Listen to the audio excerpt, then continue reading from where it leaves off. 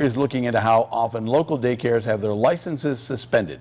Now, it's not as often as you might think. Kathleen Jacob pulled the numbers for our region on in-home facilities after a Benton County daycare was shut down and the owner's son charged with child molestation.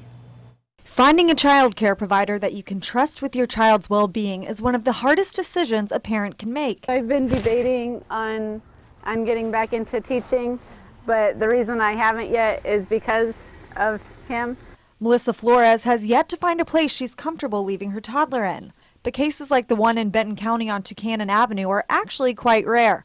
Across Benton, Franklin, and Yakima counties, there are 555 licensed home daycares. Well more than half are in Yakima County. In the past 3 years, only 16 of those 500 plus have had their licenses suspended. You can count on one hand the number that have had their license revoked. Last year, the Department of Early Learning didn't revoke a single license for a home daycare in any of those 3 counties.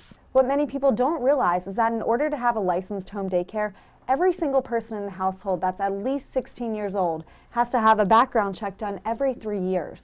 The teen accused of molesting the child in the Benton County daycare was 16. The DEL was still looking into whether he'd had a background check done. The facility was stopped from caring for children even before the boy was charged. Without knowing whether or not the complaint is valid, we want to make sure that there are no other children put into a harmful situation. So we are better safe than sorry by suspending right away.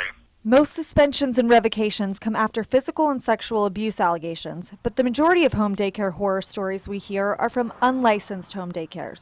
It's sad to see bad news affect the good ones, because I know that there's a lot of good ones out there that do an amazing job taking care of kids. Leaving parents to only trust the facility they've chosen.